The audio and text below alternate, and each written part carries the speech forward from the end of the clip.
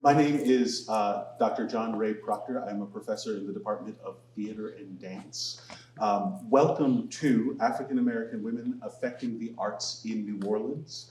This afternoon's or this morning's panel, the center of it is multi-hyphenate hustlers. Why do you have to do 8 jobs to have one career in this city? The Women in Movement series is designed to collectively engage women scholars and artists from across the Gulf South region to take part in discourse about place, performance, and the socio-political issues that transform their bodies, art, language, and the greater community. Panelists and select panelists, the credits of our panelists include Jessica Mixon, who is a multi-hyphenate performing artist, host of the Self-Aware Millennial podcast, and owner of Triple Threat Media. Krystal Gem is a Grammy-nominated vocalist, performing artist, and talent coach.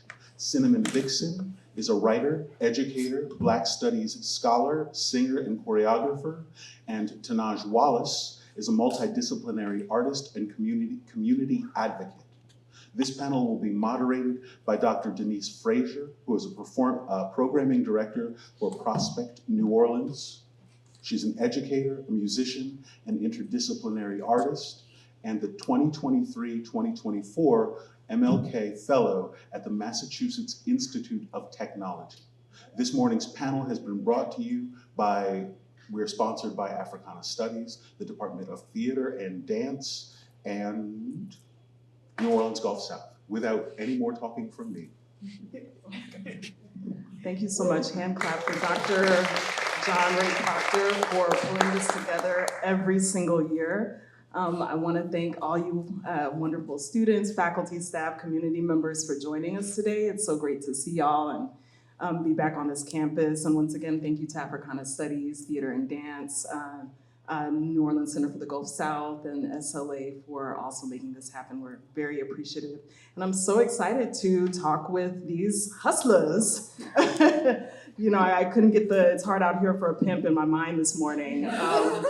You know, I was like, okay, how can we conjure this hustler energy today? So thank you all for taking the time to talk with us and be a part of this great program. So I'll just start with the first question.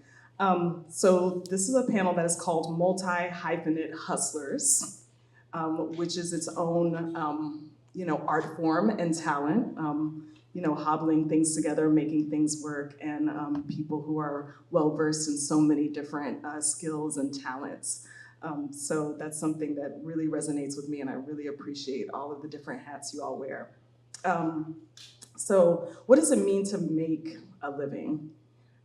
It's not just being able to pay your bills, it's not being able to just go out, but what does it mean for you all to make a living? And in what ways does it include having the time and space to work on your art and work on yourself as a person and as an artist?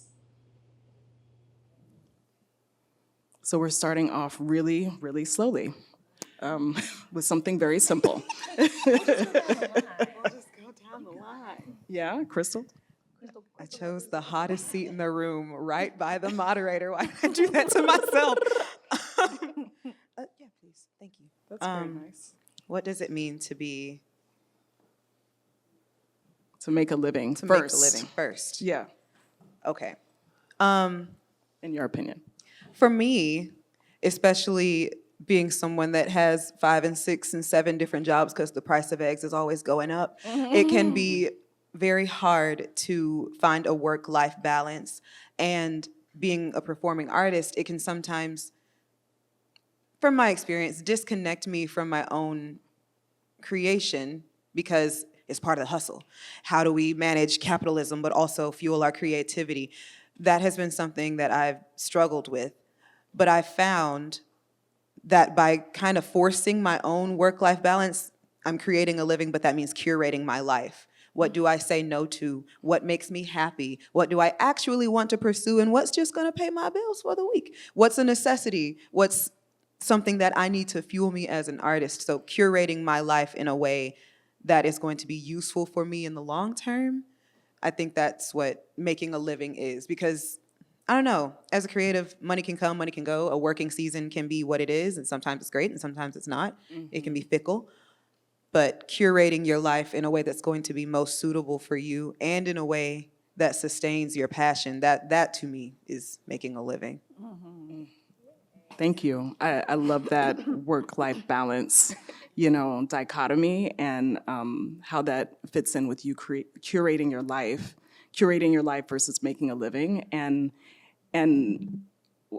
why do we make this dichotomy between work and life? Because work is also like roped into life. So that in itself is a whole nother discussion that I would love for you all to get into if you want for the rest of the panelists. But Tenaj? Yeah, and I actually love that phrasing, curating your life, because I feel like that is what I do. And I think that is how I just like establish like, oh, this is what making a living means for me, is that I have the privilege or luxury of, if I get too stressed or, if I need a mental break or time to just focus on the creative projects in my life, I will block my entire schedule for like 5 or 6 days and understand like that will be, a financial hit, because if you're not physically working, usually that means we're not making the money. You're not doing the gigs. They're not paying you for the gigs. And so just being able to take that time for myself and just reassess and like figure out what I'm doing, why am I doing it, and what is my next plan for, the near future or the long-term future, which long-term usually takes a backseat. Sometimes it's usually, okay, what am I focusing on for the next 3 to 4 months that I, absolutely need to do, what is important to me. And yeah, I think that's just what it feels like to make a living, is like I'm focusing on the arts, I'm focusing on my creativity, and, as long as the bills are paid, I don't have to have like little luxuries like, okay, I won't take this trip because I need to focus on, this show that we have to get cast, or, this, fundraiser we have coming up. It's like you kind of just have to prioritize. And as long as you're okay with doing that, then it works. Yeah, I was sitting here thinking about how sometimes I feel like I've finessed the system and the matrix just a little bit. Yeah, like my mantra is currently like ease and abundance. So for me, like to make a living means that I'm like sustained and nourished. And what feels really good right now is that everything that I'm doing feels like my soul work, if that makes sense. And so there was a ton of work that it took to get to this space that feels a little more easeful, a lot of like working in people's schools and like dealing with a lot of other things. But right now, pretty much everything, I feel blessed that everything that I do that makes me money is also something that I wanted to do. And 9 times out of 10, it's something that I started to do for myself that just happens to also be helpful to other people and thus then makes money. So for instance, I wanted to make body butter because we were in the natural hair movement, and I'd like cut my hair and was trying to make things and like fell in love with shea butter. And so I was a broke student at the time who didn't have money for Christmas presents. And I had made body butter for myself, so I made it for my friends and my family. And they were all like, this is magic, you should sell this. And I was like, cool. And it's a decade later of making body butter, and it sells out every single time. Or like the herbalism work that I do is because like I needed herbs for myself, and I have like sinus problems and anxiety problems, and most of my community does too. And so I made a thing and it was helpful. Or like my movement practices or the shows that I make, they're mostly because they seem necessary. And because they seem necessary, they do well in community as well. And then that is bringing sustenance. And so the more I veer from that to try and make ends meet instead of doing something I love, the harder it is. And I've also figured out ways to finesse the things that I like enough to sustain the few things that I don't prefer to do that are like higher paying gigs. I'm trying to get to a place, I prefer to be in a place where like we didn't have to deal with capitalism, and like I would be the community healer and somebody else would be feeding me. And so most of the things that I'm doing are like with that in mind for like folks accessing things, and then the money just kind of comes from time to time too. Yeah, I'll use this one. Making a living, yeah. I think that is definitely changed for me over the years. I think when I first started having to make a living, I was just kind of following the footsteps of other people that have made a living. So I was doing the jobs that I knew would just make me money. But then I was also still being a creative at that point. And by the time I got to, I would say COVID. COVID was when things really like we were able to stop. And I was able to like reassess, okay, what do I actually want to do? And that's when I just started finally going into different trades that I've always wanted to get better at. Video editing, I was podcasting and all of that. And then I realized I was like, as much as I want to try to make a living doing the things that people have told me I should do, like climb this ladder to get here. And I felt like I was climbing that ladder and I made it there and I was like, well, I don't really feel fulfilled by this. So I then decided, I was like, okay, so what do I actually want to do? And I realized creating my own stuff like from scratch was what fulfilled me. So in terms of my making a living, I still have to do certain jobs that I don't like, but I've now gotten to a point, kind of like what Synamin said, like I've gotten to a point now where there's less of that and it's more of me just creating the things that I've always wanted to create and helping others who are trying to do that. So yeah, that's me changing my making a living to like making my life, or what Krystal said to state, yeah, curating my life. So yeah. Yeah, thank you. So Jessica, you just something that that I would love to unpack more. That's a continuation of this first question. Let's just like go with that curating your life kind of theme. Yeah. You said something about needing to make the space for you to be creative. And then Synamin, you talked about, you know, this worked for you. You were making body butters for yourself. You needed to engage in herbalism for your own stuff. But that took a lot of creativity to think about how this personal thing that I'm doing for myself can also serve others and also hopefully get you paid. So could you all talk about, you know, what were those moments of needing to pause and say, you know, this is not working for me. How can I make this space to be creative, to be able to think about a different way of curating my life? You know, did that take a lot of courage? Did that take a lot of energy? I loved what you said about needing to make a space to be creative. You know, I think I admire that so much about you, Tenaj, because I cannot do that. My creativity doesn't work like that.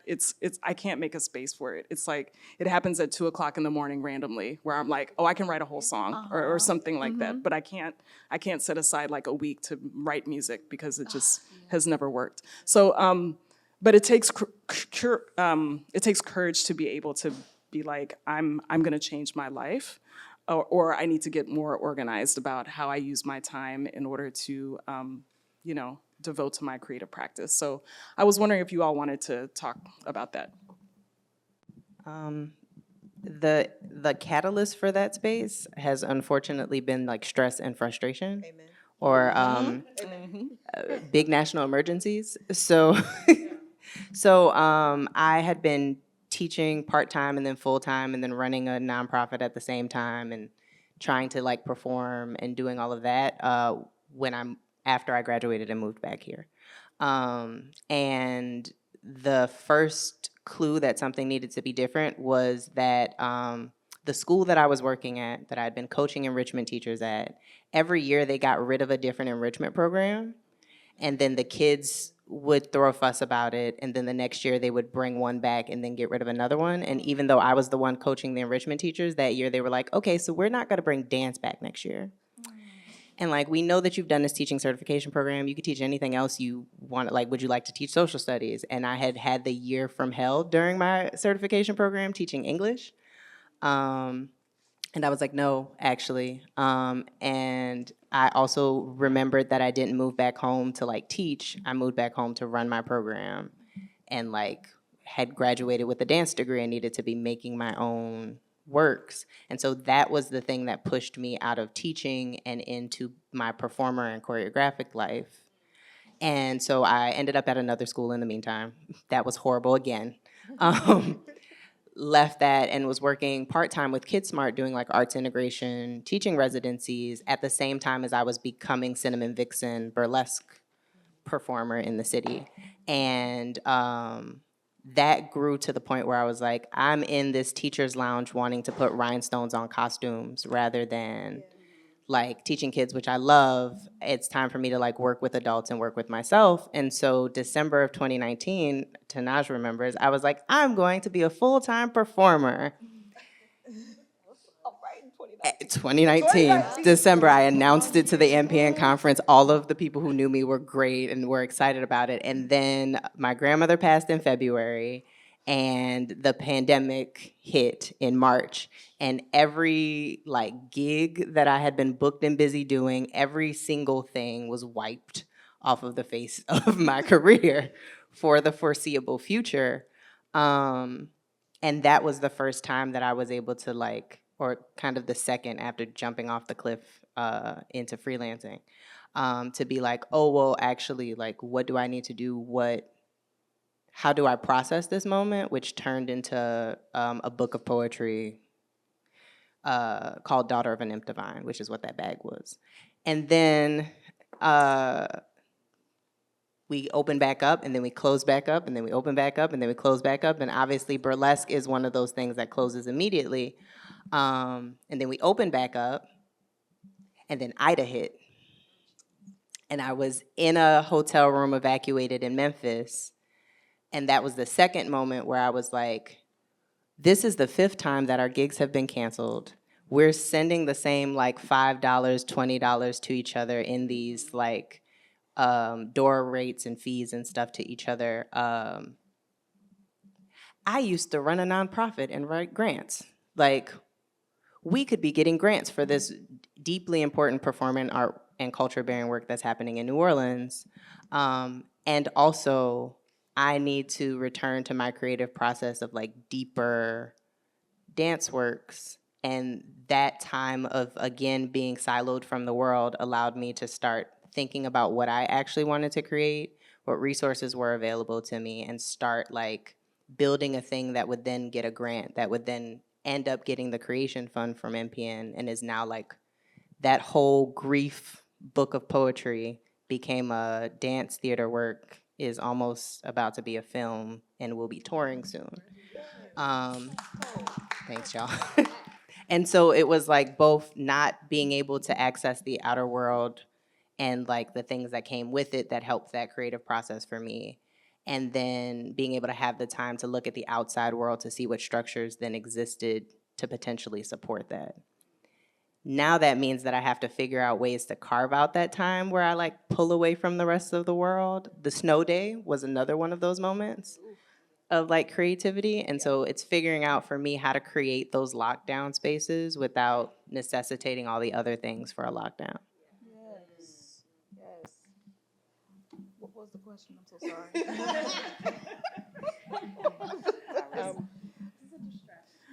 The pen, or you were talking about the pause. Like, how do you pause and make time? Right. Yeah, that was like, Something like I that. felt like I asked y'all like 5 different things at once, because that's how my brain works. But yes, just about that courage. And Synamin, what you just talked about made me also think about all of our relationships to the city of New Orleans, to institutions here in New Orleans, whether that be granting institutions or the school system here. So that's like another layer that I would love for you all to unpack as multi-hyphenated hustlers, women who do a lot of different things. What is your relationship to all of these entities here in the city? Or you could just address the first thing I asked too. In terms of like the systems that we work for. Yeah, any kind of system that you've worked for. Like Synamin mentioned, public education here.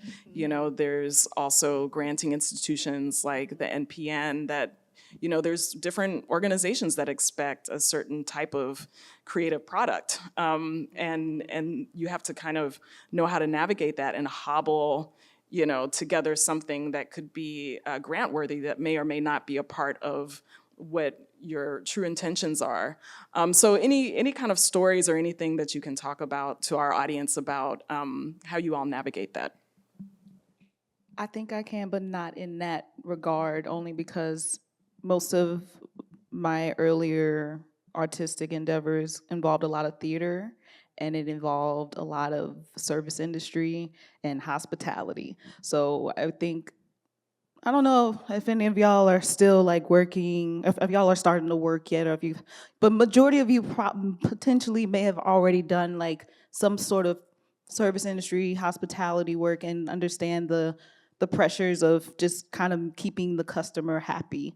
And it can be hard because it's almost like even if the customer's wrong, you have to just kind of shrug it off. And I know for myself, I was a very, can I even say the W word now? I don't know.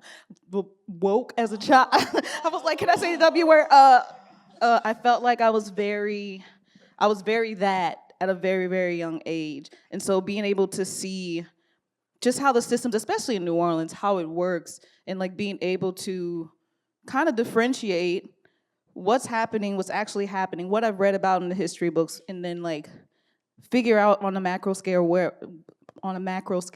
I am being placed right now. I'm like, okay, so can I just submit to this, or like when is the actual time to speak out? And if I do speak out, am I ready for the what's the word? The backlash of losing your job. So there's been several moments where I've had to say something and I've lost my job for that. And I don't regret it, but I think in those instances, all those instances, I learned that even though majority of the people that may or may not agree with me, like they see what I do, but they realize that it's still in a way inspirational, I guess, to do it and realize that it can still be done, even though at least in those moments when I was doing, like we always think we're so much more further forward, yet the needle is not being inched further. Anyway, to get back to your question, I forgot your question actually. I'm sorry. It was the systems. Yeah, you mentioned the service industry, which is another system. Yeah. So that related to the question, yeah. So yeah, I'll stop there for right now because I need to collect my thoughts. Oh yeah, we got some time, yeah. Okay, that's better. I was gonna say I bring a kind of energy to my like side jobs that employers don't like, and I walk in and I'm like, you know what? I'm gonna be the best customer service, coffee maker, whatever I have, but I don't need this job, and I will quit. And so nothing you can do is gonna stress me, no rules or anything you tell me I have to follow is going to make me prioritize this, and employers don't like that. They want you, they very much obviously want you to follow by the rules and standards of their institution, and that is great for them. I don't need that, and so when I do go into those spaces, I'm like, day one, I let them know, I'm like, if I have a show, if I have an audition, you might get 12 hours notice, you might get 48 hours, and if that's not gonna work, then we are not gonna work out. And it's like, I remember one job I had to leave because I was like, oh, I'm selling timeshares, this is great. I'm gonna go do this little Midwestern, what is it? Like I went to like Dubai and all these places. I wanted to, do some theater in Russia. And I was like, oh, okay, cool. I'm gonna need a month off. And they were like, that is absolutely not possible. You've been working here less than 4 months. And I was like, you're right. I only need 2 weeks. Never went back. Like I feel like those are the types of risk you have to take. And you have to just eat it. You have to know. Like there's always gonna be another side job that you can get, especially in this city. Like right now, I just said before everyone got here, I was like, there's hundreds of billions of dollars in the city right now that are actively not being spent. They are in someone's pocket, they're in someone's bank account that, you know, we're doing gigs or whatever to try and get a piece of, you will always find another side job. So like if the arts are what we need to prioritize, like there's always a way to do it. It's just a little harder. And so you have to understand, like, you know, not going back to that job where you were getting that, you know, weekly or bi-weekly paycheck. You know, that's a risk you'll have to take, maybe, you know, a month or two to find the next gig if you know, if it takes that long. But like you have to figure out a way to prioritize yourself, your art. I'm like, I always think about it. I'm like, I paid how much? I'm like, like it's not necessarily by debt, but like, I'm like, I've paid probably like $75,000 on my acting training. Yeah. I'm gonna use that. Yeah. Like, there's nobody in the, like, no organization or company in this city that's gonna be like, no, we need you to actually work. No, I have an audition. I have a show to plan. I need to cast this. I need to like do what I plan to do with my life. Because at the end of the day, you know, if I'm like, I have to meet my maker, I was like, I don't want to say I spent all my time making someone's coffee. And I love coffee, but like, you know, like I want to make sure that when I have to leave this plane that I did it, you know, on somebody's stage or like helping somebody else get on stage. So that's like, I'll risk it all for that situation. Okay. Sure. I'll try to put them both together. So the first was, what catalyzes your courage to bet on yourself? And the second is, how does that then manifest in this strange, sultry city? Thank you. Look, I took my ADHD medicine today, y'all. I am on top of it. Thank you. So firstly, similarly to all of these beautiful people up here, and I'm sure similar to y'all students, 2020 was, y'all, I've never been good at gambling. And it felt like the worst year to take a gamble. God, I'm 28 now, I think. I'm bad at math, failed that a lot, so I don't know how old I was then, and trauma will eliminate pieces of your memory. You know how it does. I was living in Los Angeles, getting my master's at the California Institute of the Arts. I was doing any show that would hire because weirdly, and they don't tell you this as an ethnic performer, we house all of the gifts in the world, but somehow they'd never know what to do with them. Oh my God. It's so off-putting. You're so out of place. I don't know how to cast you, but wow, you're highlighting things on my call sheet. I'm making every callback, acing every audition, and yet you don't know what to do with me? Don't piss me off. So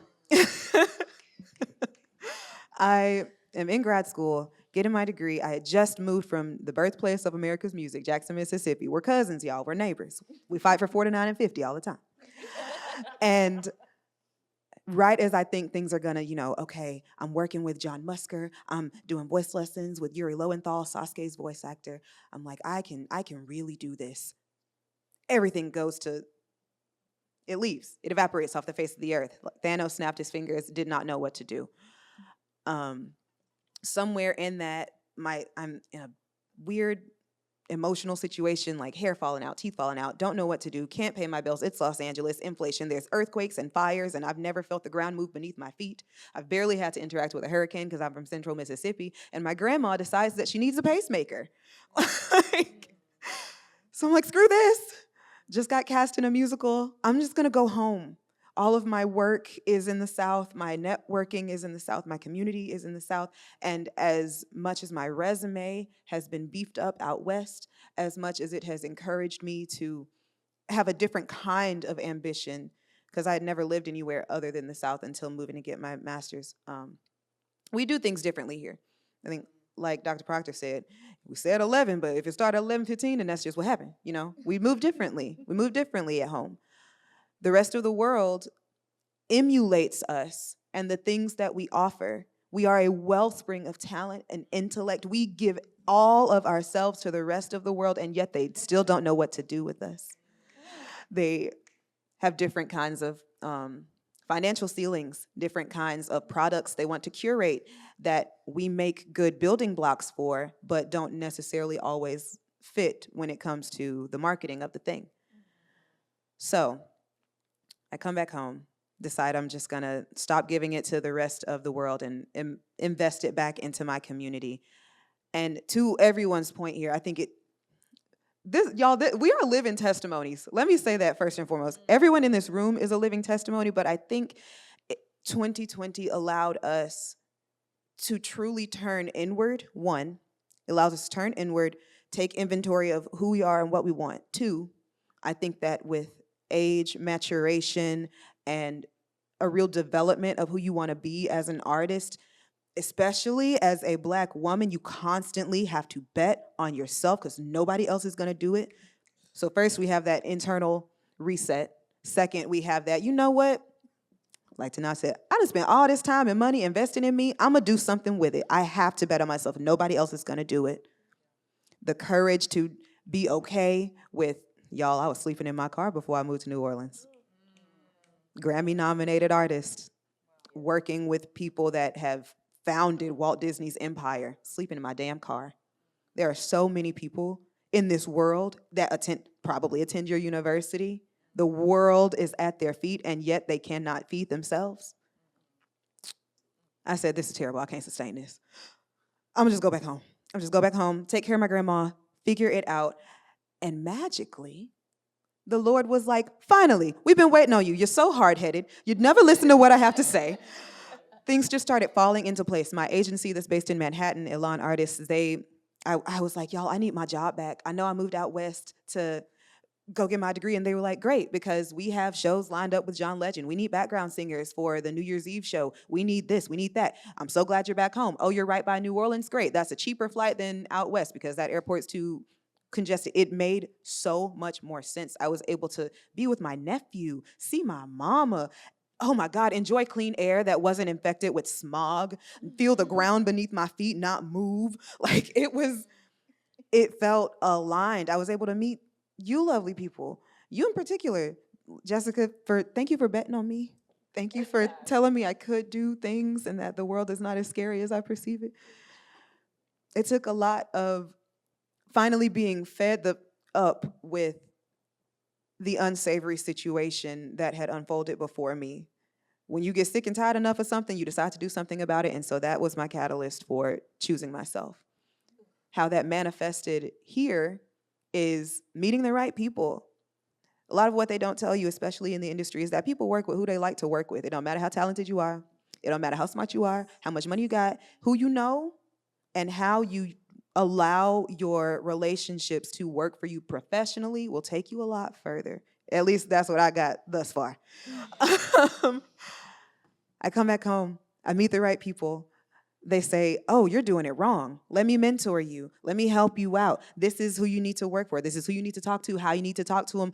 I started working for Dillard University. Again, still sleeping in my car. Went up to the department chair's office in my same dingy Target business suit.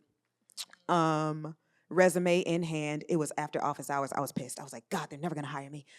One of the faculty is working late after hours. She comes into the little lobby space and she's like, oh my God, who are you? How old are you? Where are you from? Tell me about yourself. Please, ma'am, give me a job. My life is so hard. I'm raising my nephew. What's the little shrimp on Shark Tale? He's got a little arms and little legs. I'm pleading. And she says, you know what? You have the paperwork. You have the credentials. Change your clothes.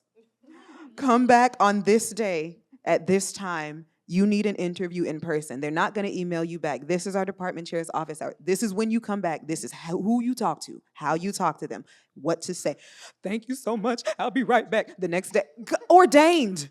Oh my God. I was struggling and young, and for the first time in my life, really taking a risk on me and what I wanted.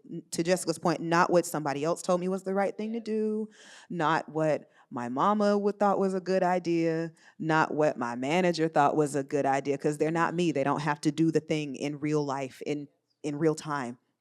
Came back, followed her advice. They hired me on the spot. plot twist, turns out my department chair went to his alma mater for my master's degree. He was like, oh, great, I don't even need to look at your resume. Don't even need to look at it. What experience do you have? I was teaching at Jackson State for like a year. Great, cool. Cool. The same way I walked in here very stressed. Everybody around me was like, relax, you're fine. Like, you're gonna be fine. So to wrap it up, being fed up enough with your own, being willing and courageous enough to step away from what your current paradigm is what catalyzed me to take the risk, one. And two, how that materialized here in this strange place was allowing the right people to enter my life at the right time. If you invest in yourself, the people around you, the right people that give a damn, are gonna see that, and they're gonna want to do something with that. Okay, you're betting on yourself. That gives me confidence to bet on you too. My faculty, my colleagues, I'm the youngest person on my hall. I'm the only woman on my hall. And that can be intimidating and heavy at times, but because I showed up in my dingy Target suit, knowing that I was ready and knowing that I was tired of people telling me what I wasn't capable of doing, what they saw in that moment was a young woman willing to bet on herself. So they were willing to bet on me and have given me grace. Even my agency, everyone around me has given me grace because they're like, okay, she's doing the thing. So let's just drive the getaway car while she robs the bank, because she's gonna do it anyway. She's not gonna stop showing up at our office in that damn Target shirt. We might as well see what she can do. And thank God they did. Because now I get to hang out with you guys. That's so beautiful. I just thank you. I feel so inspired by our conversation already. And so to just riff off of what Krystal has put forward, which is something you touched on too, Tenaj, this idea of risk-taking and betting on yourself and doing unprecedented things that are not like the textbook of what you are supposed to do. Go ahead. I was sorry. Excuse me. I was saying, because it's not corporate. We're performing artists. We make our living in a different, we get raises, we do the same things on paper, it just takes a different shape. So it's hard to kind of chart a linear course. That was all. Sorry for interrupting you. That was beautiful. I almost want you to moderate. I love this idea of like not having a linear course. And so Krystal just articulated her experience. Could you all talk about this, I have a question here that's related to the hustler origin story, but maybe that question can also morph into could you give us one example of not following the linear course? I love how you also talked about not necessarily, ingesting what other people have done or what, your mother, kind of what that floor plan was like for your mother or anyone else who's kind of telling you how this needs to look or what you should be doing. But you just following the signs of how something could happen for you, and taking people's advice at moments of clear distress, and it just like magically working out for some strange reason that we can't even know. Do you all have a similar story to that you want to share? I definitely do. I grew up here, so I grew up performing, like not singing. Oh Lord, I can't sing, but like dancing, acting, I really can't. I try. Drop a beat. I know, drop a beat. that Somebody. was hard. We Let's did hear make you this. one time. But just generally performing as a young person here. Wanted to go to college. I was like, I'm gonna audition for Juilliard. I'm gonna do all this. And then my teachers, no, you're not. You're gonna go get a real job. And my parents, no, you're not. You're gonna get a real job. And so I went to school. I was like, okay, well, I guess I'll study sociology. That'll be fine. And the plan was to finish school in 3 years, go to law school. And thank God I had an advisor who was like, what are you doing? Like, what?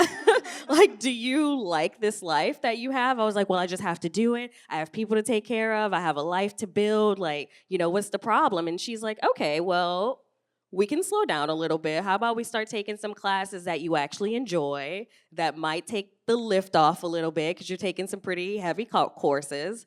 And so I was like, okay, cool, I can take this documentary film writing class. I can take this film theory class where all we did the entire semester was watch Tropic Thunder. And I mean, like, I hated the movie when it came out, but we spent the entire semester ripping it apart, dissecting it. And by the end of it, I was like, you're right. It does really relate to this Nikki Giovanni poem. I didn't see it before, but like, it's there. Like, I was like, oh man. And just those types of courses, like this jazz dance, modern dance. And it went from, okay, I'm gonna graduate in 3 years, go to law school, to I was cutting class to go be a production assistant on movies. Like, I immediately like got so involved in it that I was like, no, this is what I need to be doing with my life. You know, once I told everyone about it, they're like, no, you can't do that. That's wrong. You've literally ruined your life at this point. And like, living in your car, girl, I was vagabonding in my Prius all over this world. Like, at the drop of, I was like, as long as I got my car, I got a place to live. But like, that's what it took. And I was like, nope, I can go here. I'm like, I've literally lived everywhere in this country because I was like, no, there's a potential job opportunity there for me to be an artist. And about 10 years ago, me and Prius made it back home because like the universe was just like, no, something's pushing us. You know, my dad got sick and I was like, all right, I guess we just going back to New Orleans, a failure. You know, everybody wants to leave, but then you got to come back. And in actuality, because you know, but that was the mindset. It was like, you tried this artist lifestyle, you tried to do New York, you tried to do LA, and you're coming back with not much to show for it. Like a few things but like if people haven't seen you in a TV show or movie, they assume you're not working. And so I came back, I'm like, yeah, the resume is looking a little nice, the training's been developed, but what does that really mean in your bank account? And so I'm so I started working all these extra jobs, and right before the pandemic, I had done 8 shows, and that's actually part of where I met Synamin.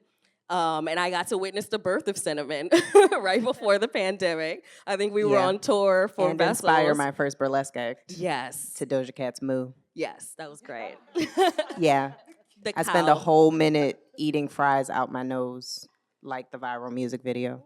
I saw it. It was really good. We'll talk about it. It's a classic. It was very good. But I got to, take these chances because I was like, no, let me go back home a failure. And that wasn't the case at all, obviously. But it was a chance for me to embrace my home, to take it all in and to say, no, like, here's where I see a gap there. Like, why are there not more black faces in this theater company? Why are they not doing shows that I want to do? Why am I only being cast as like the side character? I want to do Shakespeare. I study that shit too. Sorry, I don't know if you can say that. But you get typecast into these little roles and you have to find a way to branch out yourself. And so I was doing that and did 8 shows right before the pandemic, which is ridiculous and I don't recommend it, but that was like me hustling. I was like, I can't turn down a job. If they got a paycheck, I got a show. And so when the pandemic came and all of that stopped, I was like, I have to do something. I have to, like, I can't just not be working. And so I went to massage school and I learned this whole other art form, and I didn't know how in-depth it was and how it related so much to the type of work that I wanted to be doing in theater, in film. Like, it's all, kind of just connected. And so doing that, going to, like, taking that time to go to massage school, and then after the pandemic was over and things opened up, being a massage therapist actually put me into the burlesque world because I'm like, they need work. It put me into the dance community, and everything just started coming full circle. Like, and it also, obviously I had to take time we took time off. And so once everything opened, I'm like, okay, I don't even need to be working at spas. Like, I can do this in my house. Like, I can, prioritize myself. I don't have to go make somebody else money. Like, so I essentially work from home nonstop, like doing massage work in my little home studio. And then also when I'm between massages, all right, pull out the laptop. Let me get to my theater work. Let me get to my little nonprofit, because I also do that out of my house. Like during Ida, I did like a huge disaster relief type situation, like from my doorstep. Like there's a community fridge outside my house right now that luckily my husband is okay with now, because it brings a lot of attention to our house. And it's like, okay, if you're gonna be in the community, be in the community, like, and so everything comes full circle. So now my theater people, my massage artists, or massage clients, like everyone that comes to the space knows, like, hey, if you're coming by, why don't you drop a few things in the fridge? If you need something that day, because nobody knows how your pockets are gonna be, and no judgment for me, take something from the fridge, do what you gotta do. Like, but let's keep taking care of each other, because we are passing the same $20 around the entire city. Like, I'm gonna go see your show this week, but then you come see, like, like, literally the collection plate. But yeah, it's just a way of like, curating your life to make it all fit. And so now I have the luxury of not having to leave my house if I don't want to. And so that's why I can take the space now, because I lived in my car and I took all those chances before to set up this life for myself. And I mean, it's a luxury at this point. Like it's, I'm not going to Met Galas and all that, but like the type of artistry I wanted to do, I can do a lot of it from my home now. And that's good for me. Like that makes me happy.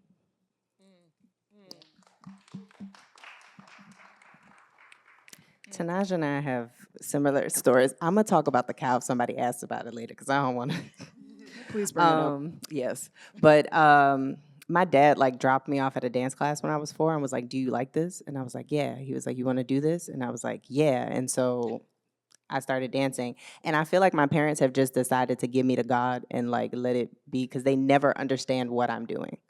So like from a young age, I always wanted to like do the thing, like be my own boss. Like I wanted to start my own magazine, or like even when I wanted to be a doctor, I was gonna be like my own pediatrician, to like in my own office. But I hate blood, and so that wasn't gonna work out. And through it, my parents also didn't have a ton of money, and so anything that I did was because family members like donated to the fundraisers that I was doing, or because my dance training was like $35 a month.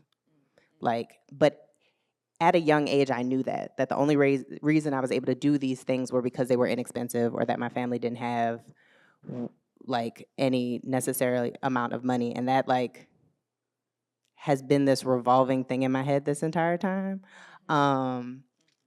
But like so I wanted to like start my own magazine after I'd worked in somebody's magazine and worked my way up.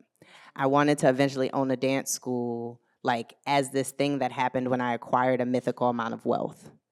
But I was gonna go to business school to like do the businesses, or I was gonna work for somebody else and like work my way up, because the only people around me were folks who had like done that traditional model. And that was just silly to assume at any point in time, because that's just never the way that things worked. I always like ended up doing my own thing. And so I ended up at Swarthmore College, and I was like, I'm going to study English because then I'll get my business degree later. And I would sit in on classes, and the only classes I wanted to take were Black Studies classes and dance classes.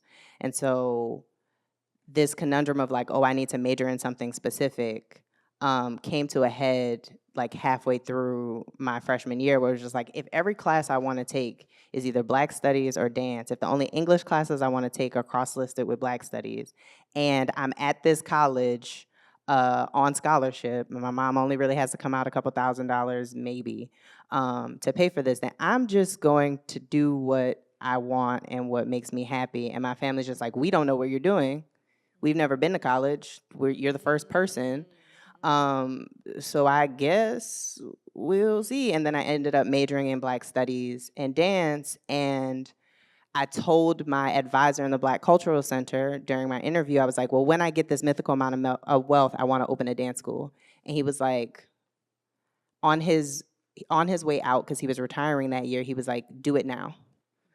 And I was like, what do you mean I don't have any money? He was like, do it now. There's this like program at the college that gives you $10,000 to start whatever social justice project you're trying to start. Like, spend this summer planning it so that you can apply for it. And so I spent the summer planning what would become the Cocoon Youth Empowerment Program, and ended up graduating with the largest scholarship that they'd ever given, after they sent me home pretty much every year to like work with nonprofits and learn how to do the thing.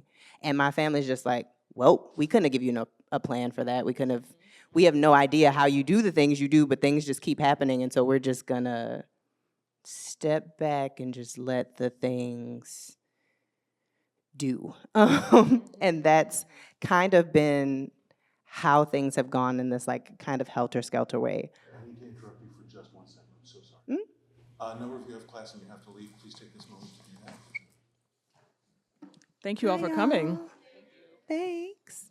The long story short of that is just like, make sure that you have community members and family members who don't bat an eye at your nonsense.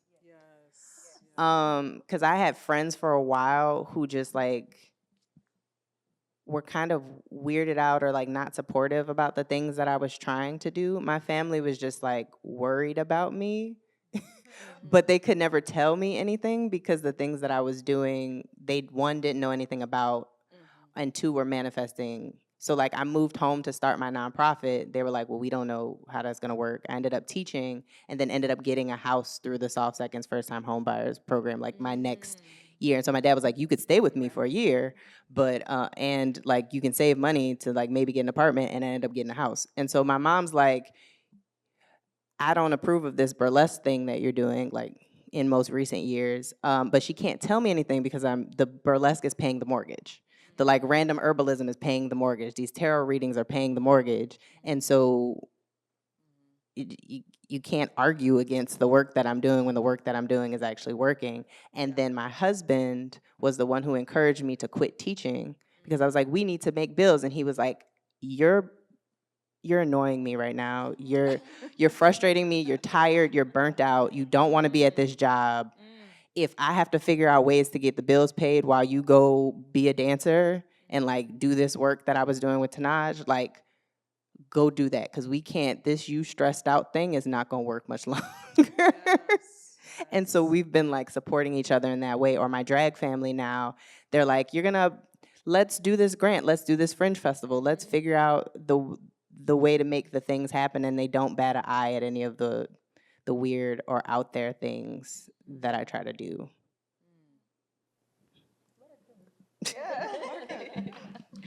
I love that, being able to be in a situation where your parents' lack of knowledge actually served you because they didn't interfere. If they had known a little bit of something about how to do it, it might have been a lot different. And I'm glad that you were able to have the conviction to say, I'm pursuing these things. I'm not getting help from you all, except for you all to not get in the way, not question me, but trust that I know what I'm doing. She definitely does not support or understand this whole burlesque thing that I'm doing.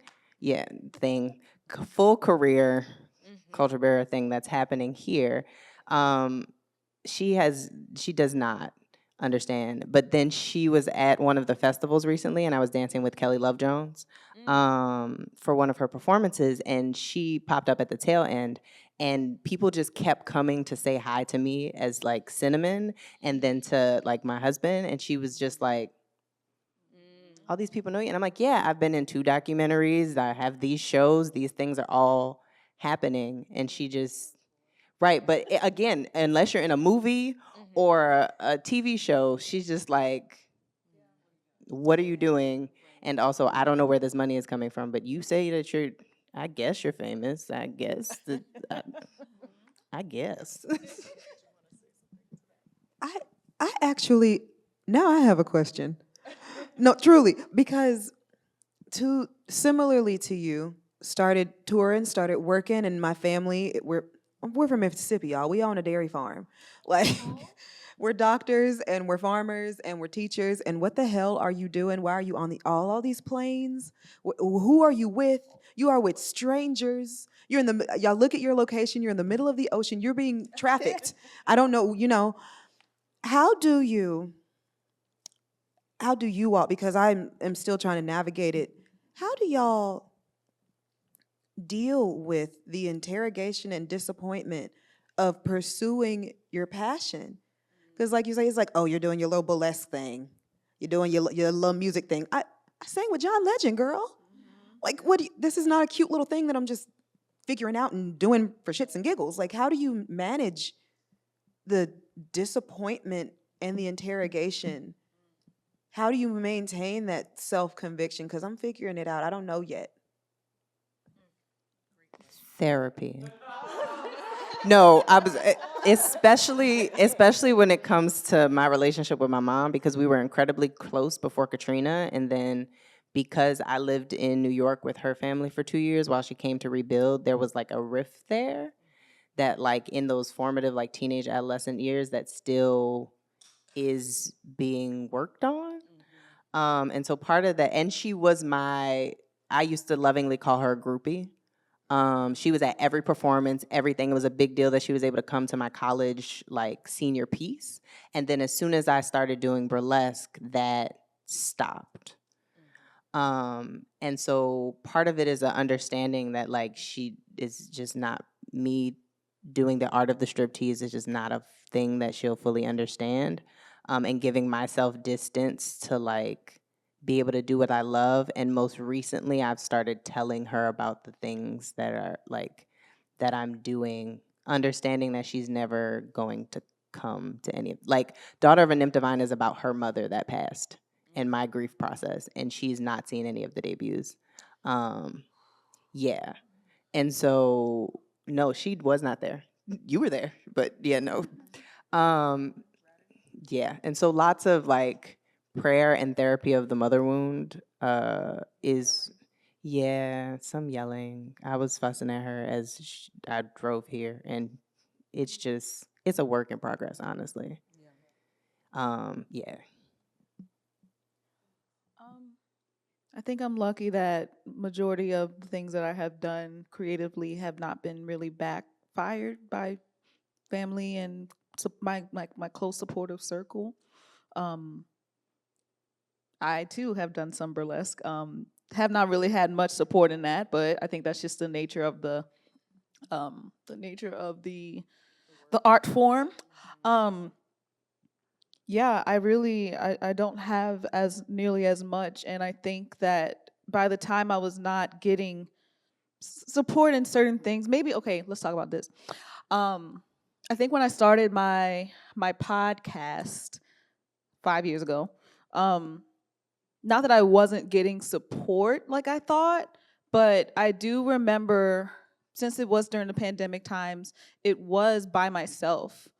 Like, a lot of the stuff was virtual because we couldn't be with each other, so we would just do virtual calls and have them recorded, and I'll spruce them up, make them sound nice, and edit it in Logic Pro, and then put it up as a podcast episode.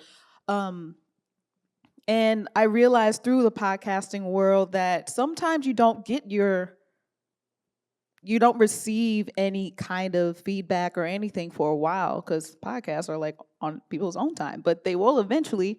And sometimes, at least for me with the podcast, I wouldn't really get any commentary until like weeks, months down the line. But then when it did come, I was like, oh, so you enjoyed this, like, So I think sometimes it's just that the accolade, the praise is going to come later. But it doesn't mean that what you're doing now is not important, and you should still be doing it with the quality that you want, because it's going to come back. Like they say, like, it all's going to come back to you at some point. So yeah, that's my support. Thankfully, has been majority there most of the time, and then when it hasn't, it's came back, but it's just been delayed. Yeah. You also found a way to do the podcast and make it a part of your theater life because you started doing it live. Oh yeah, that's true. See, and I know Ray was also mentioning, like, we should probably talk about what we do. Okay, so I will start. Now's the time. Now is the time. So I'm an actress, singer, dancer, podcaster. I also have a owner of a not musical theater. Owner of Triple Threat Media. I'm also a roller skater. I make pralines. Roller skater. Yeah, like I do a lot. That's why I have it all on my website because I sometimes can't remember. So I'll stop there. I also do burlesque. Like, oh my goodness, like I really do a lot. So Let's see what I can remember. I am a mover and choreographer. I teach movement-based somatic classes, sensual movement every Tuesday from 6 to 7:30. Everybody's welcome to come. I am a practicing herbalist. I make body butter. I am a burlesque performer, producer. I also do BDSM and kink work and do a lot of kink education, Reiki, tarot. I cook really good curry chicken and bread, and write poetry and do consulting and grant writing things, and was an educator for K through elder of arts. That's most of the things. I also crochet. There's a blanket over there. Oh, what? Oh, I do sing. Yeah, I do. I know. I'm glad to be up here with y'all because I feel like we don't think about all the stuff we do because this is the hardest part for me. Is like I don't think I do that much. So let's see if I can think of anything. So I am a licensed massage therapist. I'm the artistic director of the NOLA Project. I run the Seventh Ward Triangle, which is a nonprofit in the city. I mostly deal in food insecurity because you can't function if you can't eat. Let's see, I think, what else? I mean, I'm a mover. I wouldn't consider, I'm a mother. Oh my God. I have a child that I've been keeping alive. And that actually helps with, that accounts for the memory loss of everything that I'm doing for sure.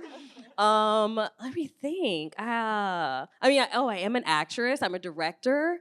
I wouldn't say dancer anymore, but I'm a mover. I move well. It's less flowy these days. I ran for office a couple years ago. Yeah, I ran for state representative. I lost real bad, but at least I put some pressure into the situation. I ran on the platform of I think it was like $15 or $18 minimum wage, and then everyone else that went on to the next round was like, "Oh yeah, we're totally gonna push that." Nothing's happened. Oh yeah, that's so frustrating. Sorry, but that's something I'm gonna have to get back into at some point. Yeah, I feel like that's maybe it. If y'all think of something, let me know. Because I feel like the people. Okay, I'm like the people around you usually know what you do better than you do, for sure.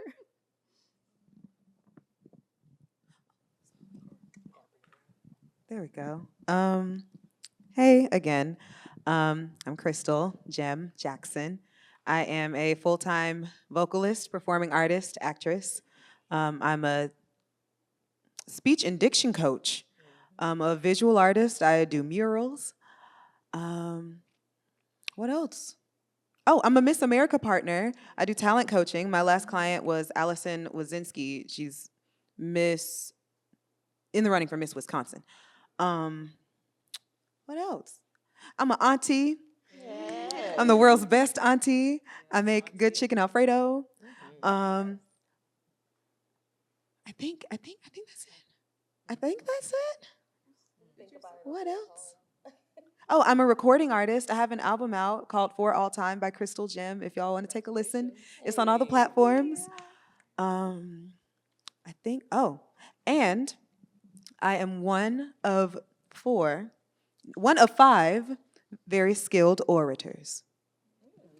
Okay, beautiful. What's now that we talked about one thing, all the things that you all are there any things that you all would like to do that you haven't done, or roles that you would like to step into in the future that you're interested in but haven't done?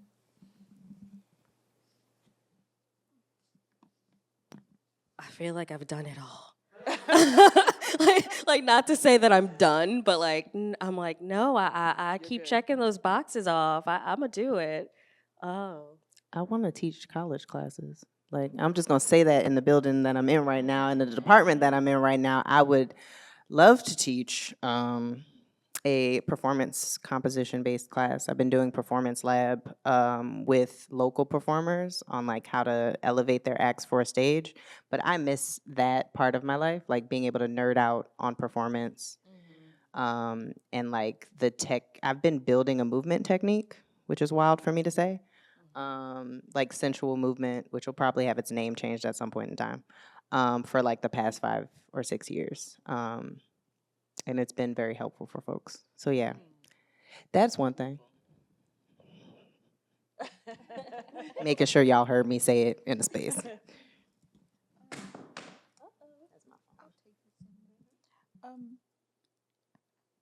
I think outside of wanting to maybe create more like docu-series type things, I think that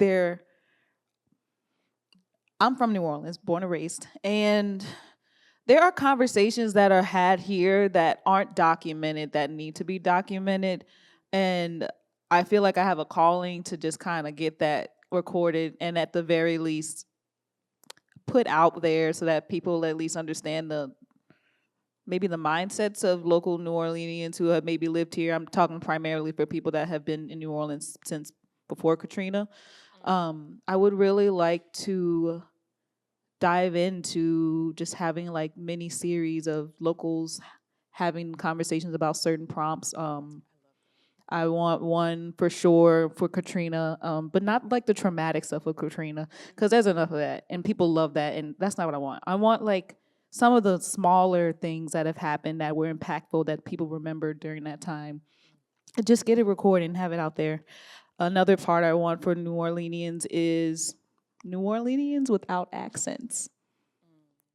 Because especially like myself, I don't have an accent. Because I mean that's the thing. Like you think like when people come to New Orleans, they think that you gotta go down in the bayou or something. That's not. And I mean it's okay if you do, but I think that there's a unique perspective from people that don't have that Southern accent or whatnot when you're going to different places. I personally remember when I was during Katrina, I was somewhere up north, or anytime I go anywhere else, people ask me where I'm from, and I say I'm from New Orleans. They're like, well, you don't sound like you're from New Orleans. And I was like, this is actually, and I know there's a lot of people that I know that have the same sentiment. So I think getting some documents, some commentary about that would be great. I also have like a third thing that I would like from New Orleans, but it's not in my head right now. It's all written down though, because I like to write things down. So outside of that, the last thing I'll say is that I found that as I'm creating things, there are new things that I realize in the moment that I want to do. So I may not necessarily know right now, outside of the docu-series, what I want to do, but there's very much something in the future, and I've always proven to myself that I can do it, even if I have no idea about it. YouTube University has helped me so much. So as long as it is accessible to me, I can learn it up to a point where, like we were saying earlier, just juggling everything, it's much easier to ask for help, people that already specialize in it. So, yeah.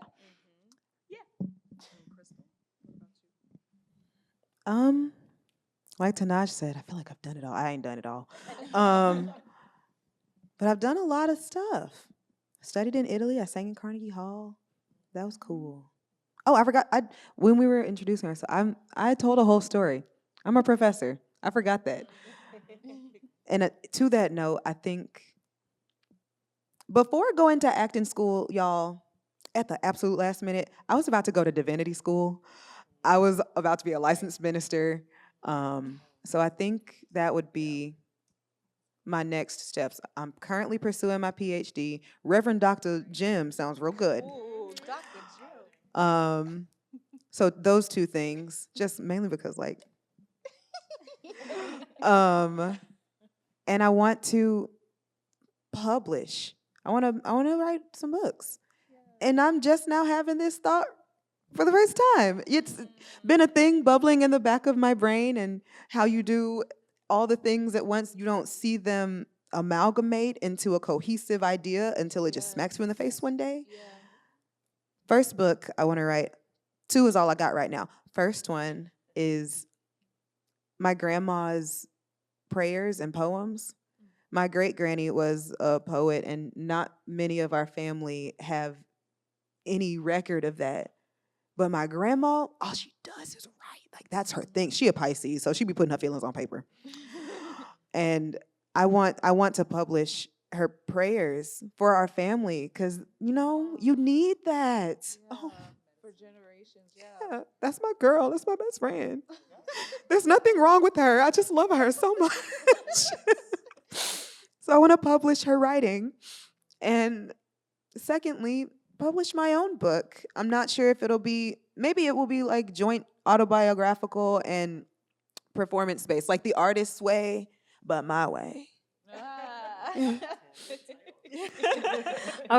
I'm so glad you said that. I've literally been thinking about that. I've had drafts on my computers for years. Like, I would love to put my life into a play, whether it's about my life or just like something, and just develop that either as a one-woman show of some sort. Like, I've literally wanted to do a one-woman show my entire life, and it's never been the right project yet. And then also some kind of way make that into a book that I can self-publish. So thank you. When y'all ready to Thank you. self-publish, can y'all please? Me and John be self-publishing books out there. Sorry. My husband's done like 16 of them at this point in time, and then Daughter of an Imp Divine, I self-published it. So, yeah, when it just. There's a I project also, right I also here. like to proofread and It's edit done. things. So. Absolutely. Thank you. Any questions? We have time for how many questions? 3 questions?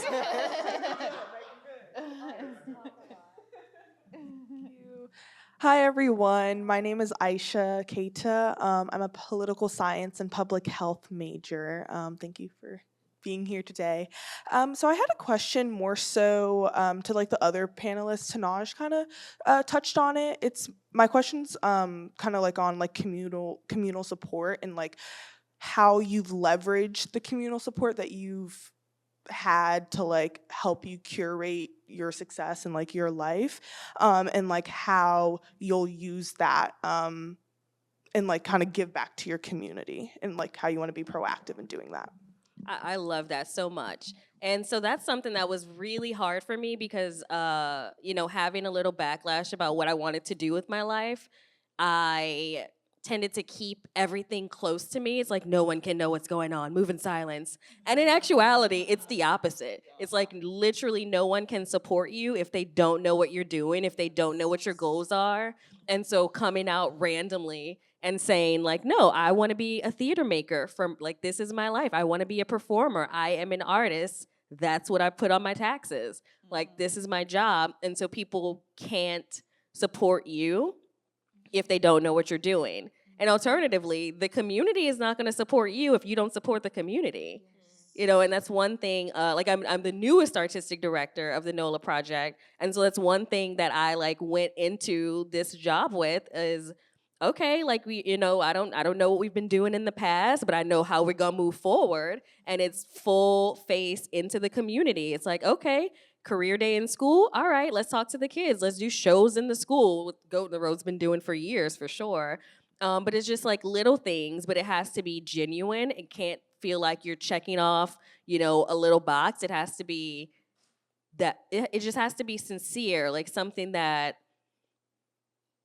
is a part of your mission, that's a part of your soul. Like I grew up in a food bank. Like my mom ran her nonprofit for my entire life. And so she had the food bank at the bottom. We lived at the top.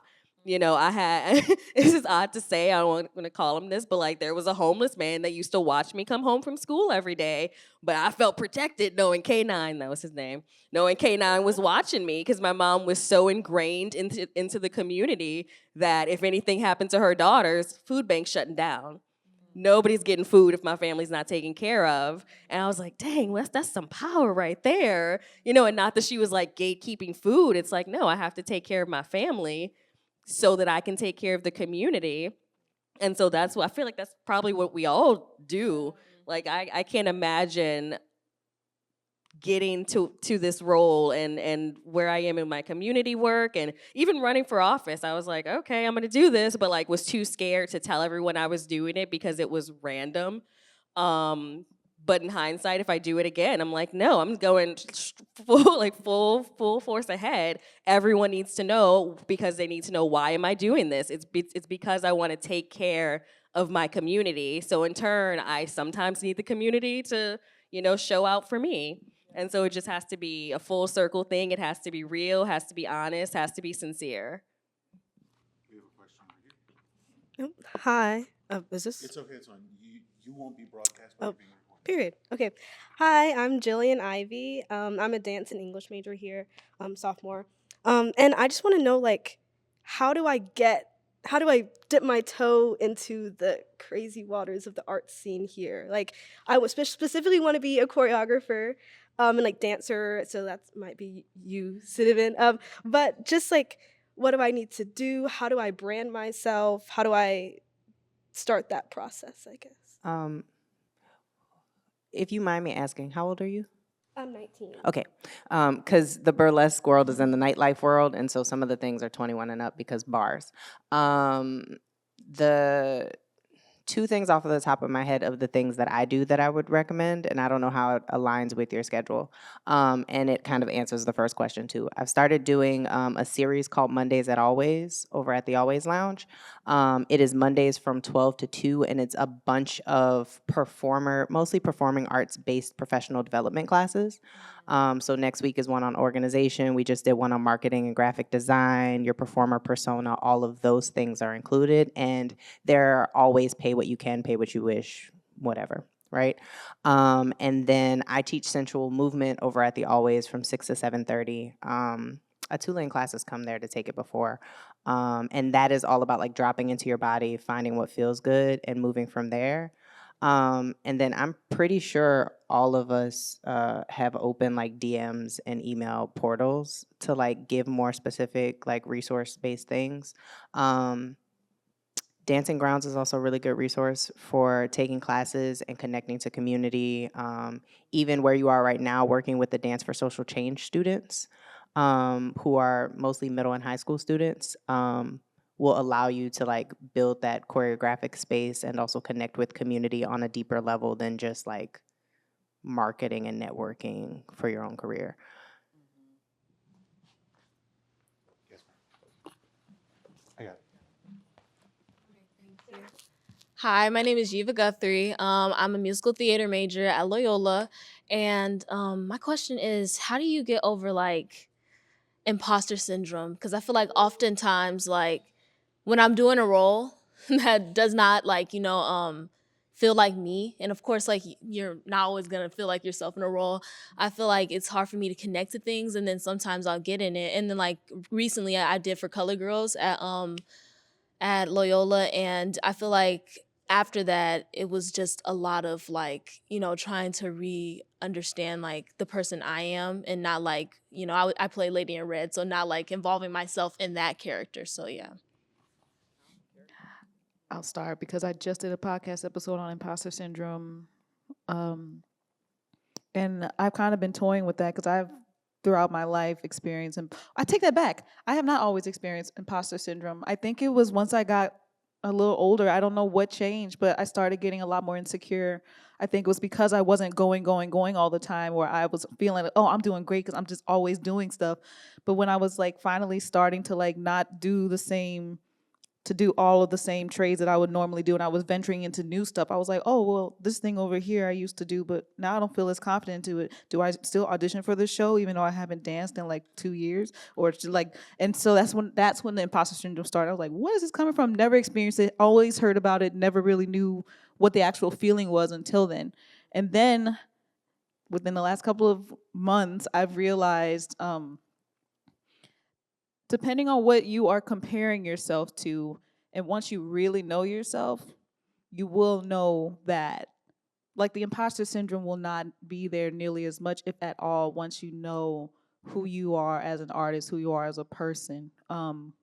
I think what's really helped me is knowing what I like and what I don't like, because sometimes people, like, let's say I'm a singer too, and they'll tell me to sing a certain way because that's what normally, like, typecasting, they want a black woman to sing, like they'll ask me to sing this way, even if I can do it, but like I realize then it's like, okay, maybe this isn't for me. Or sometimes there's a comparison factor with me and other singers, and sometimes the singers themselves will tell me how to sing, and I'm realizing like this is just not my style, this is not who I am. So knowing like what you can do, what you can't do is also going to help. So knowing yourself as best as you can. I know you're still like in school and like learning, but like I feel like you will know once you, how about this? Not what you don't know now, but like they say something along the lines of like, oh my God, it's on the tip of my tongue. It's like sometimes you just don't start off with the things that you do know. Start off with the things you don't know, in order to find out like what you actually, sorry, I did it the wrong way. What you like versus what you don't like. Sometimes you know more about what you don't like than what you do like. So start there. And then that'll help you make more space for the things that you do like. Also, another thing we were talking about on my podcast was like only saying yes to the things that you are enthusiastically excited about. The rest of the stuff, if you're kind of like, I don't know, sometimes you don't know until you're actually in there. And then if you have the choice, you know, if you change your mind, you change your mind. We're humans. Like, it's okay if you change your mind. But I think also only saying yes to the things that you're enthusiastically excited about so that you have space to do the things that you actually care about. Can I get on this? I think that every time I felt imposter syndrome, it's because I didn't think that I deserved to be in a certain place. And I'm comparing myself to other people who I feel like are more fabulous or more smart or whatever. But I guess just trusting yourself, trusting that I'm here for a reason. I might not know why. And also, you know, I yearn to be in places where I don't feel like I'm the smartest person in the room. I love being in places where I'm like, oh my God, I don't feel like I should be here because all these people are so incredibly smart. Those are the places where I grow the most. Yeah. And so be excited when you feel like, ooh, you know, I'm not contributing. You are contributing. Or maybe you just need to be in there to absorb what other people are saying and doing, because those are moments when I feel personally like I grow the most. So just want to give that to you. Out of respect for everybody's time, we're going to take one more question and then we will wrap up. So do we have one more question from the gallery? Then I'd like to take this moment. Ted, parting thoughts. One, I want to thank you for being here on Tulane's campus. Thank you for accepting my invitation. But if you had closing thoughts, let's start with Denise and then go around the circle and we will end it there. I feel incredibly inspired by all of the panelists. I feel like I've learned so much from all of you, from your strength, from your courage, and your ability to move through so many different places and provide for the community, and also be at the height of your creativity and explore new things. So I want to thank you deeply for being here, and thank you for all of the Tulanos, that's what I call Tulane people, the Tulanes, for being in this space too. It's really great to have you all be here and be present. Yeah, and the wolf pack. Oh, and the wolf pack, yes, thank you. So sorry.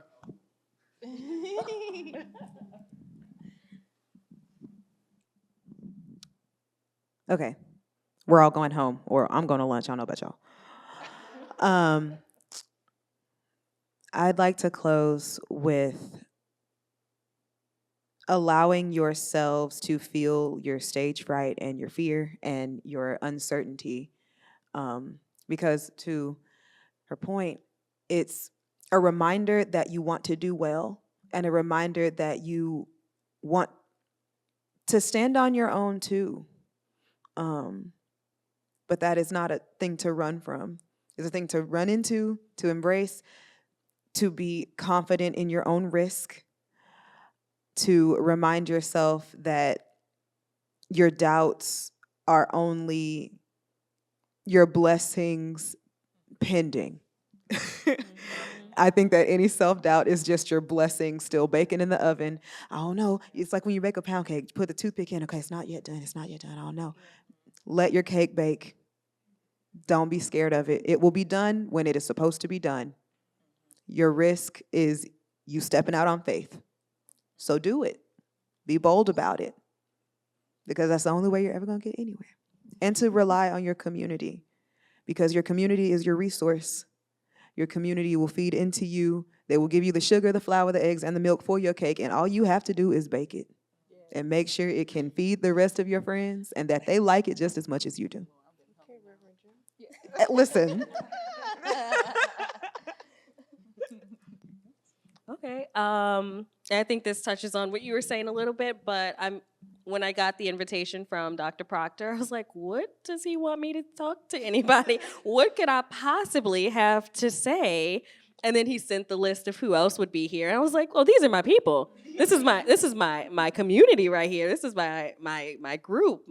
I'm like, oh, okay. Like, I guess I have reached a point in my life and career where I can sit and talk to people that I've come up in the arts with and, sit and have this conversation. Like we've been doing it, and I think something important to take away from this is, like, as far as imposter syndrome, we're all just winging it. If you get into a show and you're like, oh man, I don't know if I can connect with it. I don't know if I can do this. I don't know if I can build this project or go off on this next venture. Everyone's just winging it. Like, we're doing the best we can. Like, I don't care how confident somebody seems in what they're doing or how much they claim to know about it. We're just winging it. We're just doing the best that we can in the moment with what we have. And, like, that's all any of us needs to do. Like, just to make sure we just go into it, jump. You jump, I jump. Like, let's go ahead and make some art, make some things that give people a reason to live for, something to get excited about. Like, as long as you are feeling a little bit nervous about how well you're doing, that means you're in the right space. That means that you are working towards something that you actually care about, and that's all I want. If I don't start having butterflies and heart flutters, then I need to leave. But also know that there's a difference between stage fright and true fear. Use your discernment.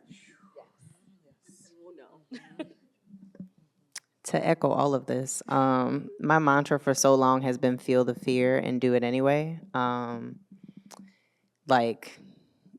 Because I'm often very nervous, very anxious about all the things. So feel the fear and do it anyway. And then find a community that will do it with you. All of the art that I'm creating right now is just like in collaboration with my friends.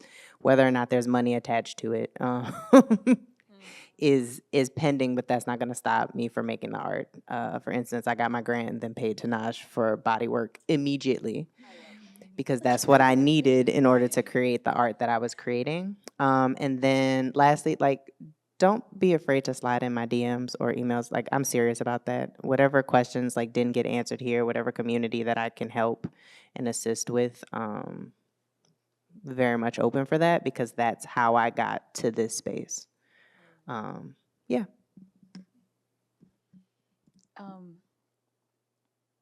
of like what Tenaj says, I've worked with all of these women before, so it is a tight-knit community. Also, happy Black History Month, everybody.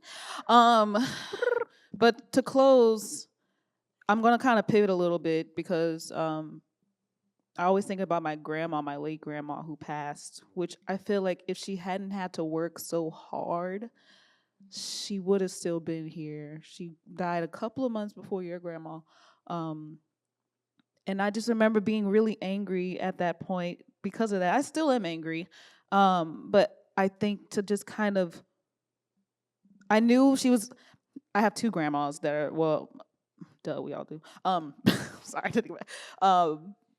My other grandma who is still living, you know how you can tell sometimes, like, who might pass on sooner because of, like, maybe how tired they are. I realized at a young age, I was like, this is the grandma that may not make it. And I knew that. And so I just, like, as it was actually happening, I was like, well, damn. So I realized, as young as I was like, I want to make sure I'm able to sustain my body and make sure that I'm doing the things that are going to sustain it. So creativity, art, all of that is great. You're able to do that, but like you won't be able to do that to your fullest potential if you're not resting, if you're not able to sustain yourself through the nutrients that go into your body, with the people that you have around you, the therapy that you're able to have access to. So my closing thoughts is just that make sure that you are prioritizing your physical and mental health as best as you can so that you can continue to do your art to your highest form. On behalf of the Tulane University Africana Studies Program, the Department of Theater and Dance, and the New Orleans Center for the Gulf South, I want to thank you for taking the time out of your day to come and hear this conversation. This is literally one of my favorite events of the year, where I just get to sit in the room and listen. So I want to say thank you to you all. The alarm has gone off. I would leave.